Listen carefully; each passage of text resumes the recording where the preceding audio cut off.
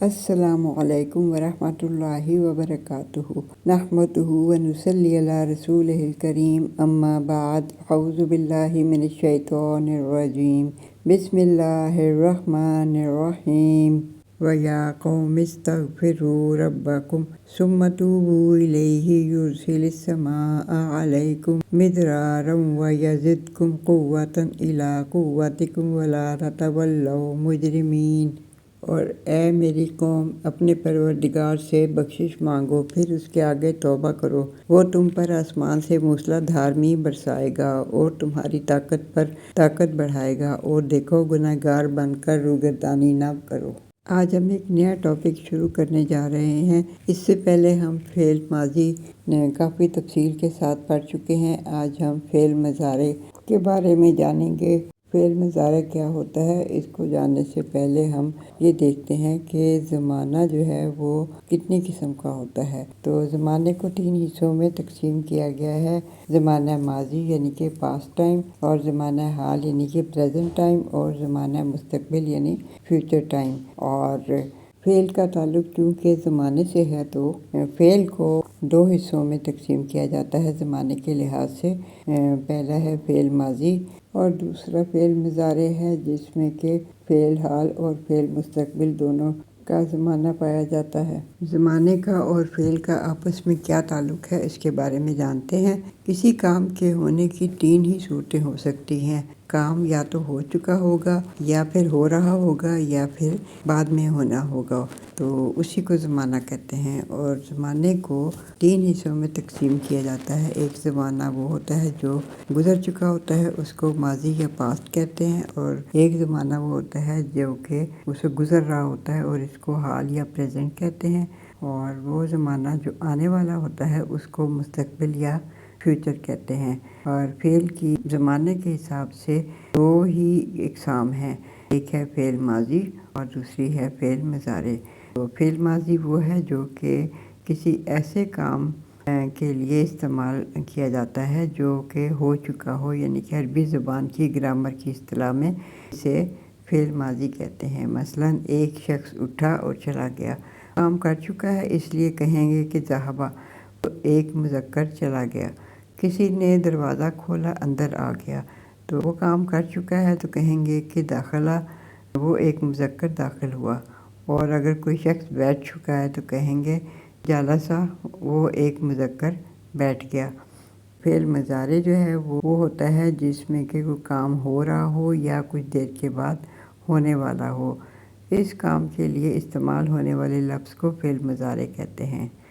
فعل مضارع کا لفظ زرع سے بنا ہے۔ اس کا مطلب ہے شاخ یعنی کہ برانچ۔ اس لیے فعل مضارع اس فعل کو کہتے ہیں جس میں 2 شاخیں یا برانچز نکل رہی ہوں۔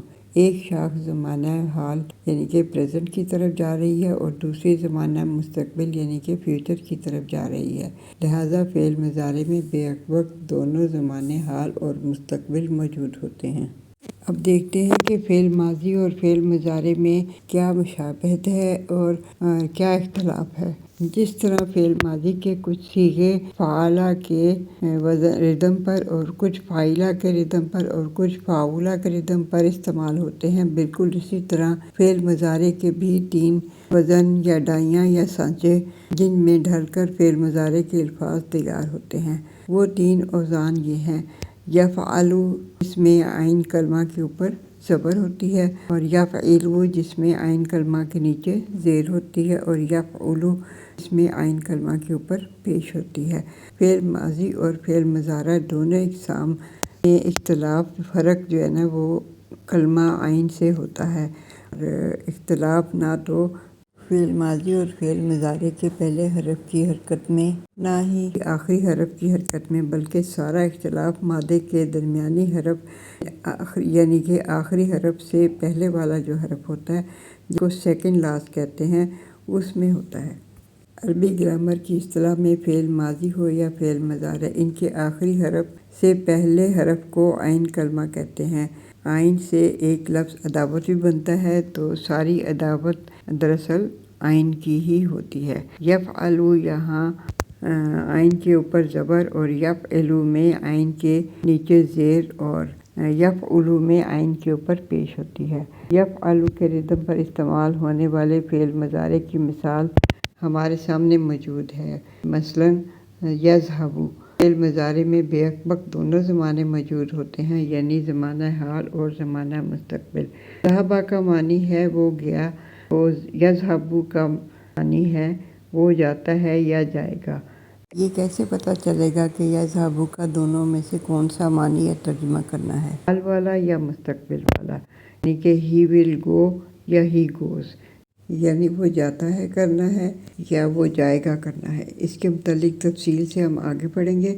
فی الحال یہ دیکھتے ہیں کہ ضربہ کا معنی ہے اس نے مارا، تو یضربو کا معنی ہے وہ مارتا ہے یا وہ مارے گا کریں گے۔ اس طرح ینصرو کا معنی وہ مدد کرتا ہے یا مدد کرے گا ہوگا۔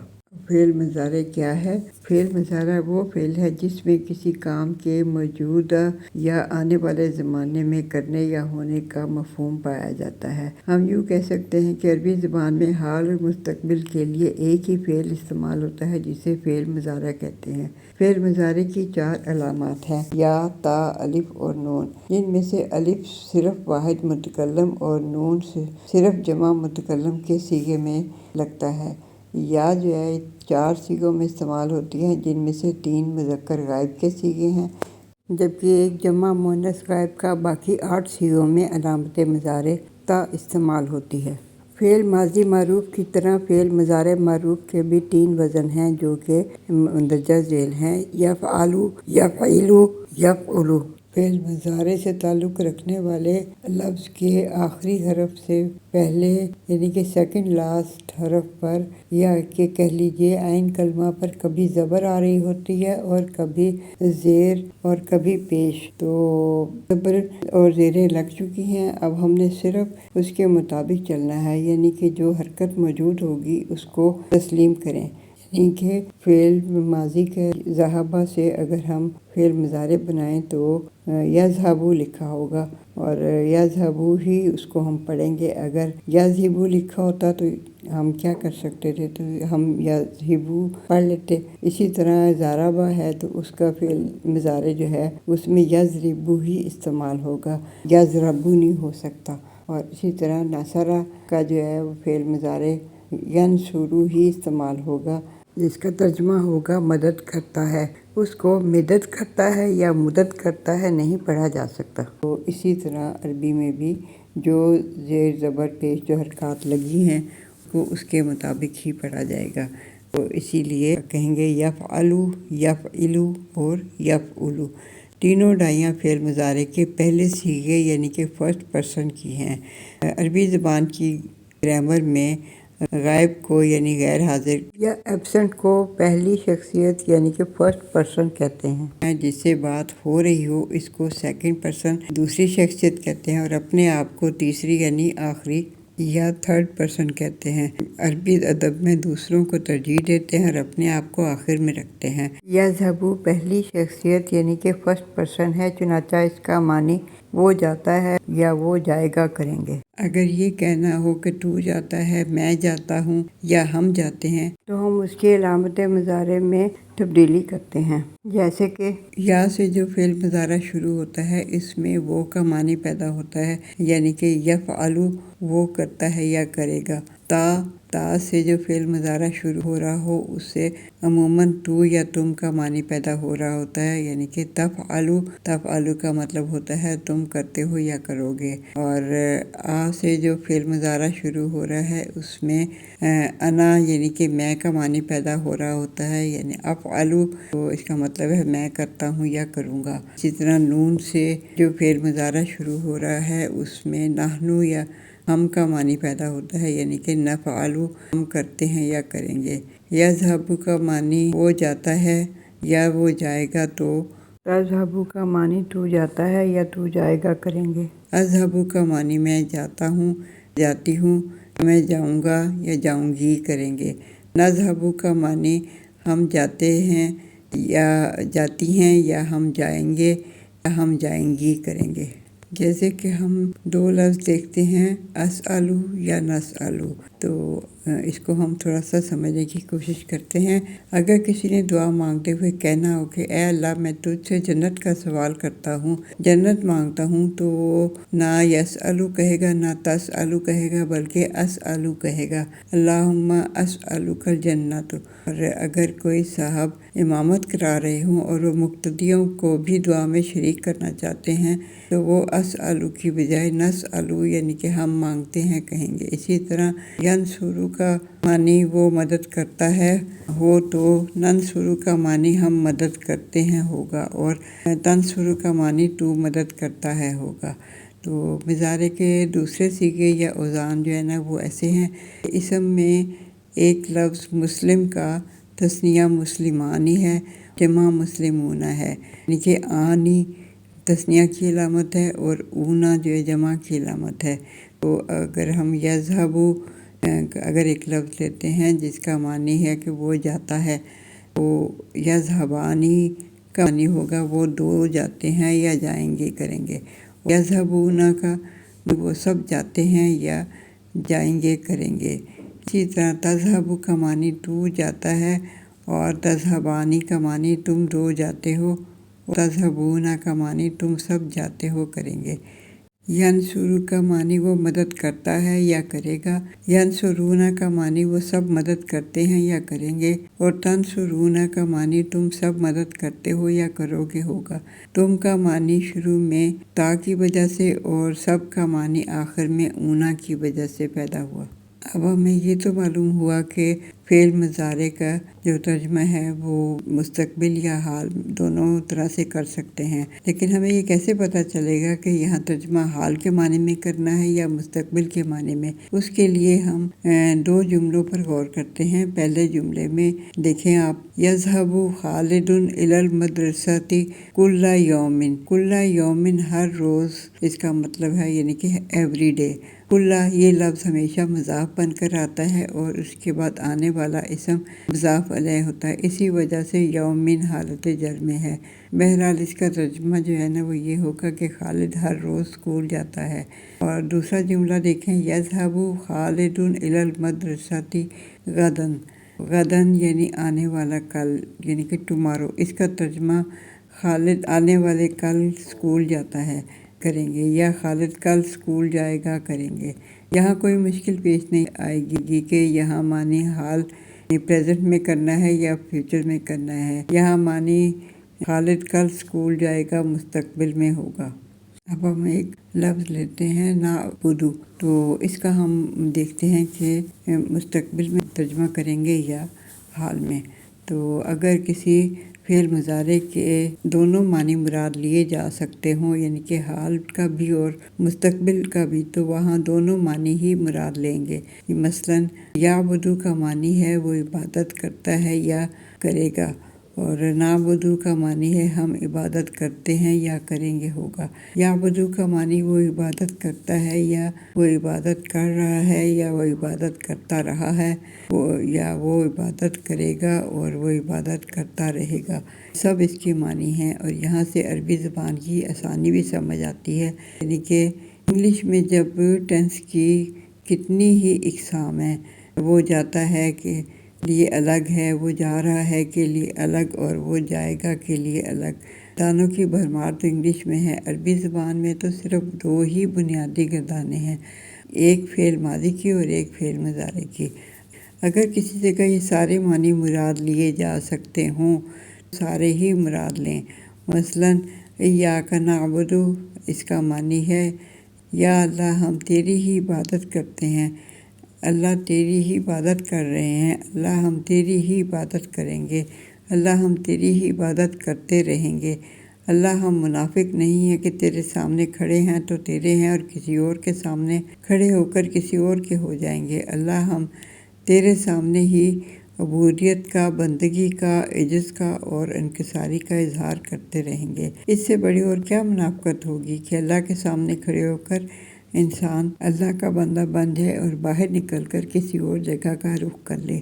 کسی اور کا ہو جائے۔ اللہ کو اس قسم کی شراکت بالکل پسند نہیں ہے، اور یہی وجہ ہے کہ شرک کو اللہ تعالیٰ نے ناقابل معافی جرم قرار دیا ہے۔ اللہ رب العزت کو اس گناہ کے مقابلے میں باقی گناہ ہلکے محسوس ہوتے ہیں۔ وَإِيَّاكَ نَسْتَعِينُ، اور اللہ تجھ سے ہی مدد طلب کر رہے ہیں، تجھ سے ہی مدد طلب کرتے رہیں گے۔ ایسا نہیں ہے کہ مسجد میں کھڑے ہو کر انسان اللہ کا ہو جائے اور باہر نکل کر کسی اور کو مافوق الاسباب مدد کرنے والا سمجھنا شروع کر دے۔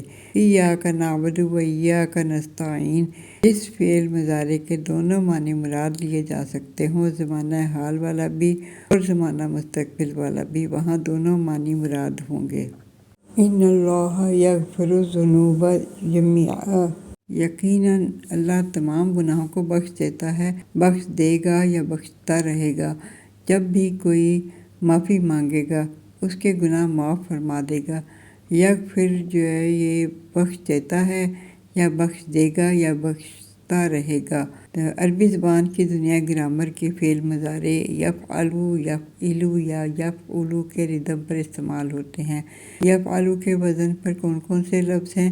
یذہب، یفتح، یسمع، اور یفعلو کے وزن پر ہیں یضرب، یجلس اور یصبر۔ یفعلو کے وزن پر ینصر، یعبد اور یسجد۔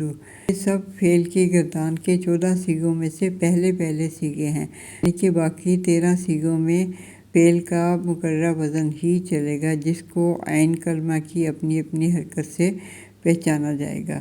چونکہ فعل مضارع میں بیک وقت دونوں زمانے حال یعنی کہ پریزنٹ اور مستقبل یعنی کہ فیوچر بھی موجود ہوتے ہیں، فعل مضارع کا ترجمہ اگر دونوں زمانوں میں کیا جا سکتا ہو یعنی حال اور مستقبل، وہاں دونوں کا ترجمہ مقصود ہے۔ اگر ایک زمانے میں کیا جا سکتا ہو یعنی تو ایک ہی زمانہ مراد ہوگا۔ مثلاً یحکم بینکم یوم القیامہ۔ اب یحکم کا مطلب وہ فیصلہ کرتا ہے یا کرے گا۔ اس میں چونکہ قیامت کا ذکر آ رہا ہے، اس لیے یہاں ترجمہ صرف مستقبل کا کریں گے۔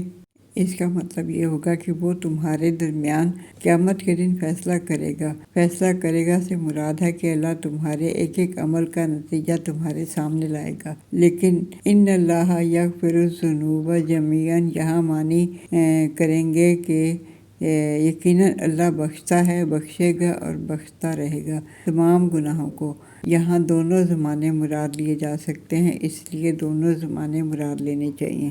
اب یہاں پہ میں ایک بات ذکر کرنا چاہوں گی کہ قرآن مجید کا یہ اعجاز ہے کہ قرآن مجید کی ایک خوبی ہے کہ الفاظ کم سے کم استعمال ہوتے ہیں اور معنی اس کے اندر زیادہ سے زیادہ آ جاتا ہے۔ اس فن کو اعجاز یا اختصار کہتے ہیں، اور یہ فن عربی زبان میں موجود ہے۔ کسی اور زبان میں یہ فن، یہ وصف، یہ خوبی موجود نہیں ہے۔ فن کی ان ساری قسموں میں، ان ساری خوبیوں سے اہل عرب، اہل زبان قریش مکہ بخوبی آشنا تھے۔ انہوں نے دیکھا کہ قرآن مجید میں فصاحت و بلاغت کی تمام خوبیاں موجود ہیں اور خامی ایک بھی نہیں ہے۔ ایک ہی معنی کے لیے قرآن مجید میں 10 12 15 الفاظ استعمال کیے ہیں۔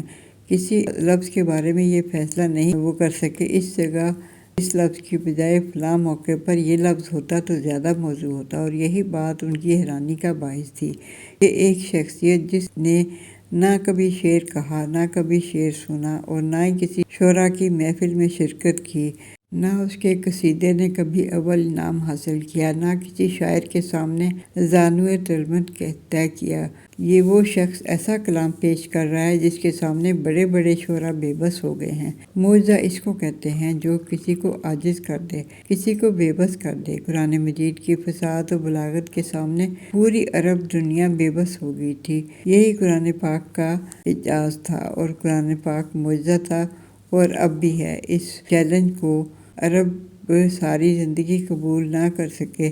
یہ فن اعجاز اور اختصار کہلاتا ہے، اور یہ قرآن مجید میں بکثرت موجود ہے۔ اس کے ساتھ ہی ہم آج کا لیسن ختم کرتے ہیں۔